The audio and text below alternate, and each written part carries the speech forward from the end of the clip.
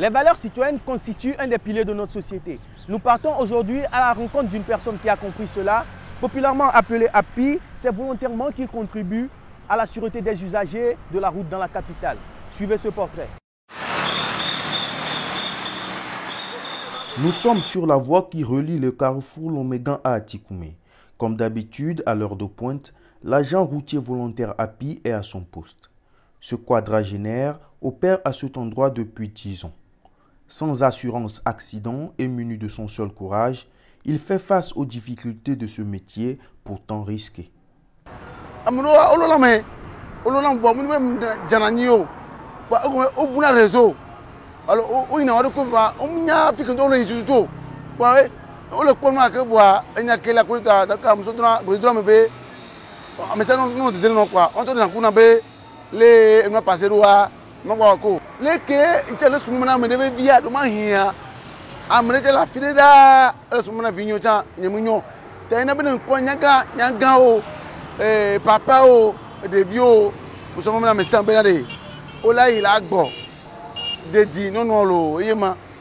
Nous sommes venus à la rencontre d'un agent routier et c'est un patriote très imbu des valeurs citoyennes que nous découvrons. Il accepte de nous raconter son histoire dans son atelier.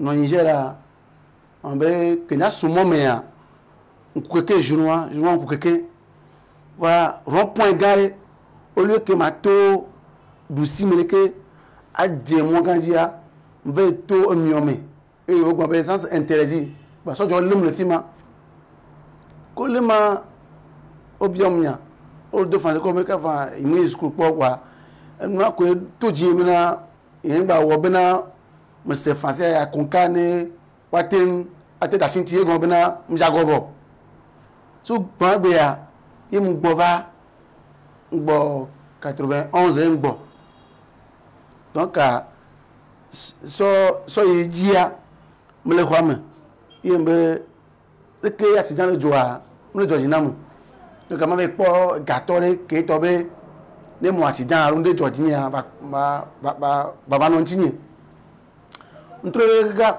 na pompura be mama nani gator pe to mle ani gbe ajiu na dijo gam ni na be o jimna avril me are mu ni be 1960 be nya legbon ko o jimna avril me are e je kan gbale wa e gba te gbe na jina be mu ni jumo bi nya o ko ji da avril me are abrode ya na npo dra pore ke ya jijo na be o e ju nya pore ke ya won na be na mso ko so safo na jo be Manu abrevi va vanyao. Sans attendre aucun salaire pour le travail effectué, ce sont pourtant des horaires exigeants qu'Happy doit respecter. Baba dome alo routier dome ça garder pour la moto.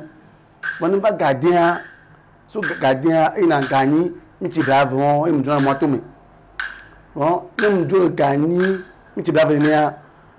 Bana me kawike ntroina ne po gave miti blave ya ntrobana domi ne gba po ne gba ne va gave miti blave ne ya e gba na gave gba troina aba pan gaton miti blave ne gaton cha gba na gaton apan gaton ku fa ro gaton gardien pana donc gardien na ma ko mo na doma Mon brave mieux et surtout ce que vous voyez, toi, les bébés, vous voyez, non, j'ai bien.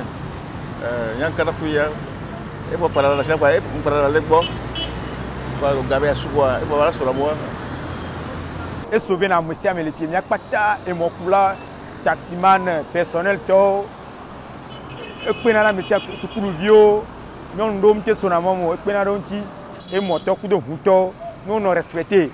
Américains ne gagnent pas. Ano kwa fibu ano volandi ano kwa fibu ano WhatsApp ano kwa fibu abada fo pointia ao mia kwata mia no sesere les circulations mais Happy, moi je lui remercie sincèrement tout ce qu'il nous fait. Il nous traverse la route chaque fois et surtout tous les petits enfants qui sont au couple mère et qui n'arrivent pas à traverser la route. So moi dit que so j'étais à Corofia hier ka ko nya me kete so na mom. Elle a mis cité à fille comme il va so na mom. On va do fille ya o.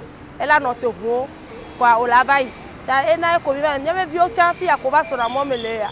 Son abnégation pour cette tâche qu'il assume volontairement lui a valu en 2015 le prix du meilleur acteur de la promotion de la prévention routière au Togo. Mais gérer une famille de 3 enfants avec ce lot de travail n'est pas chose aisée.